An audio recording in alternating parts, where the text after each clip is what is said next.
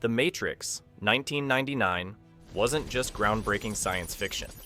It was a production Warner Brothers tried to strangle with a third of the budget. We don't really like single-toned films. The Wachowskis demanded $180 million, but got $60. Keanu Reeves couldn't kick after back surgery. Carrie-Anne Moss hit a twisted ankle, fearing termination. The original ending showed Zion, but got cut. And the transgender allegory nobody understood launched a movement. These are 16 facts about cinema's digital revolution. Warner Brothers slashed the budget by moving to Australia. The Wachowskis told Warner Brothers they needed $180 million to bring their vision to life. The studio's response? We'll give you $60 million. How did they accomplish their ambitious cyberpunk epic on 1/3 of the requested funding? Simple.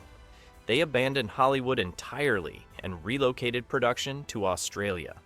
That single geographic change brought the final budget down to $63 million. $3 million over Warner's initial offer, but $117 million under the original request. Australian crews, facilities, and tax incentives made the impossible feasible. Warner Brothers approved the revised number. The gamble succeeded spectacularly.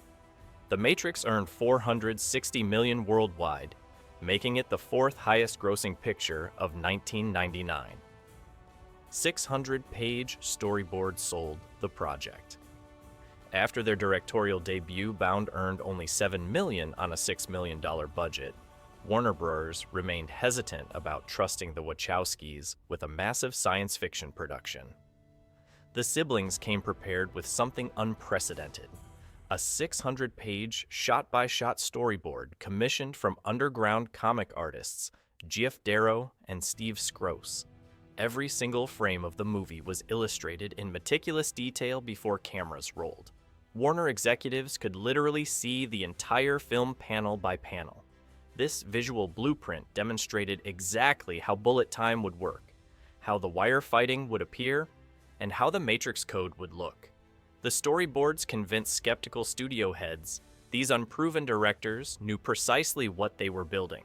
Seeing truly was believing. Warner Bros. Threatened to take over production. Halfway through filming, production wasn't advancing at the pace Warner Bros. Expected. The Wachowskis' perfectionism meant multiple takes for every setup. The elaborate wire work required extensive preparation and testing. Bullet time photography consumed enormous amounts of time. Studio executives grew increasingly anxious watching their investment drag behind schedule. Finally, Warner sent representatives to Australia with an ultimatum. Pick up the pace immediately, or we're taking control of this production. The threat was credible. Studios regularly seized troubled shoots from directors. The Wachowskis responded by accelerating their workflow while maintaining quality standards. They met Warner's demands barely, retaining creative control, but working under constant pressure. The studio's intervention nearly strangled the project midway through.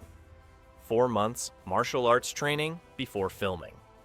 The Wachowskis hired legendary Hong Kong choreographer Yuen Wu-ping, director of Snake in The Eagle's Shadow, Drunken Master, and Fist of Legend, to revolutionize Hollywood action sequences. But Yuen demanded something unusual. 4 months of intensive martial arts preparation before shooting commenced.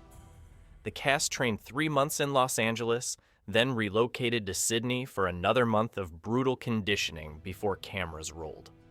Keanu Reeves, Lawrence Fishburne, Carrie-Anne Moss, and Hugo Weaving learned actual kung fu techniques rather than faking choreography. This extended preparation allowed complex fight sequences to be shot with minimal cuts and obvious stunt doubles. The investment transformed Western action cinema permanently. After The Matrix, Yuen became Hollywood's most sought-after choreographer. Keanu Reeves couldn't kick. After back surgery, Reeves underwent major back surgery immediately before production began. Kicking movements caused significant pain and risked further injury. The choreography team adjusted entirely around this limitation, designing Neo's fighting style to emphasize punching combinations instead of elaborate kicks. Watch carefully. Neo rarely uses kicks throughout the entire picture. When he does kick, the movements are minimal and brief.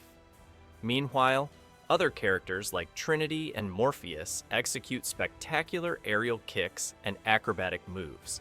The injury constraint accidentally created Neo's distinctive fighting personality, more grounded and direct than the balletic wire-fu surrounding him. The restriction became a feature rather than a flaw. Nobody noticed Neo's limited kicking because the overall action was revolutionary. Carrie-Anne Moss hid her twisted ankle. During filming of the movie's opening sequence, Trinity's rooftop escape from Agent Brown, Moss twisted her ankle severely. The injury was painful and debilitating. However, Moss made a calculated decision. She told absolutely nobody about it. Her reasoning? Fear of replacement. She had witnessed Hollywood's brutal recasting practices and worried the production might fire her and find someone else. Moss concealed her injury throughout the remainder of production, performing demanding wire work and fight choreography while nursing a twisted ankle. Only after filming concluded did she reveal the injury to medical professionals. Her determination mirrors Trinity's character perfectly. The opening sequence that injured her became one of cinema's most iconic action scenes, launching her career into stardom. Rooftop set was left over from Dark City, Trinity's famous rooftop escape, where she runs across buildings while pursued by Agent Brown, utilized sets left behind from another production, Alex Proyas's Dark City, which filmed in Australia earlier. Rather than constructing expensive new rooftops from scratch, the production simply repurposed existing sets from Proyas's neo-noir thriller. This creative recycling saved significant budget while providing authentic-looking urban environments. Dark City and The Matrix share similar dystopian aesthetics, making the borrowed sets blend seamlessly. Both films explored simulated realities and featured green-tinted color palettes. The Matrix benefited directly from another director's production design, demonstrating how strategic location scouting and resource sharing stretched their limited budget considerably. Chicago street names from the Wachowskis' hometown. Although filming occurred entirely in Australia, every street name visible throughout The Matrix comes directly from Chicago, the Wachowskis' hometown. This personal touch grounded their cyberpunk universe in familiar geography while filming thousands of miles away. Australian locations doubled for an unnamed American city, but the Chicago street signs created subtle authenticity. Locals who recognized the references understood the siblings were embedding personal history into their synthetic world. The choice also created thematic resonance. Chicago represents the real world for the Wachowskis, while Sydney represented the constructed reality of production. Geography became another layer of simulation, mirroring the film's central concept about layered realities and hidden truths. The original ending showed Zion early screenplay drafts included an entirely different conclusion. After Neo's resurrection and phone booth flight, the script continued for another complete act. According to producer Joel Silver, in the first version of the script, you actually saw Zion. They travel to Zion. You see another act of what will be the first act, I guess, of the sequel. It was a staggering read. The underground human city, only mentioned in dialogue throughout the finished film, would have appeared on screen. This extended ending was cut for budget and pacing reasons. Warner Brothers wanted a complete story within 90 minutes, not a cliffhanger requiring immediate sequels. The Zion sequence was saved for The Matrix Reloaded 4 years later. Fox television version heavily censored. When Fox, TNT, and AMC acquired broadcast rights, censors butchered the dialogue to achieve a TV-14 rating. Jesus Christ, he's fast, became Judas Priest, he's fast. Neo's line, how about I give you the finger, changed to, how about I give you the flipper. The camera zoomed during Neo's actual middle finger gesture, hiding the offensive digit entirely. My own personal Jesus Christ, transformed into my own personal juvenile delinquent. The "there is no spoon" scene before Neo meets the Oracle vanished completely. Agent Smith shooting Neo at the climax was reduced from multiple gunshots to merely 2. Language, philosophy, and violence all suffered systematic sanitization. Television destroyed nuance for younger audiences. Transgender allegory. Nobody understood. In 1999, director Lily Wachowski confirmed in 2020 that The Matrix was always a transgender allegory, though audiences in 1999 weren't ready to recognize it. She explained the film explores desire for transformation, but it was all coming from a closeted point of view. Both Wachowski siblings later came out as transgender women. The red pill, blue pill choice represents accepting your true identity versus remaining in comfortable denial. Neo's journey from Thomas Anderson to Neo mirrors, transitioning from assigned identity to authentic self. The Matrix itself symbolizes oppressive societal structures, forcing people into prescribed roles. Lily stated, "The world wasn't quite ready for that trans narrative in 1999. LGBTQ audiences understood immediately. Mainstream culture took 2 decades to comprehend. Red pill, appropriated by alt-right movements." The film's red pill metaphor, Neo choosing uncomfortable truth over pleasant illusion, was appropriated by alt-right and men's rights movements beginning in the early 2000s. These groups use red-pilled to describe awakening to their ideological worldview, completely inverting the Wachowskis' original transgender liberation metaphor. The sisters created red pill imagery about discovering your authentic self despite societal pressure. Alt-right communities twisted the meaning into accepting misogynistic and reactionary politics. Lily Wachowski expressed frustration watching her transgender empowerment symbol become associated with movements opposing LGBTQ rights and women's equality. The appropriation represents tragic irony. People using imagery from a trans allegory to promote transphobic ideologies. The Matrix's most famous symbol was stolen and corrupted. Will Smith turned down. Neo for Wild Wild West. Before Keanu Reeves, the Wachowskis offered Neo to Will Smith, then Hollywood's biggest action star. Smith passed on the role to star in Wild Wild West instead. His reasoning? He didn't understand the Wachowskis' complex concept and doubted their ability to execute the ambitious vision.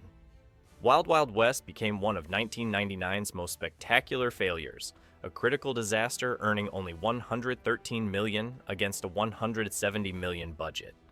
The Matrix earned $460 million and revolutionized cinema. Smith later admitted the rejection was his biggest career mistake. Interestingly, Jada Pinkett Smith, Will's wife, auditioned for Trinity opposite Reeves, but the Wachowskis felt they lacked chemistry. She joined The Matrix Reloaded instead. Philosophical reading assignments before script. The Wachowskis demanded Keanu Reeves complete extensive philosophical homework before even opening their screenplay. Required reading included Jean Baudrillard's Simulacra and Simulation, Kevin Kelly's Out of Control, The New Biology of Machines, Social Systems, and the Economic World, and Dylan Evans's Introducing Evolutionary Psychology. These dense theoretical texts formed The Matrix's conceptual foundation. Baudrillard's book even appears on screen in Neo's apartment during an early scene.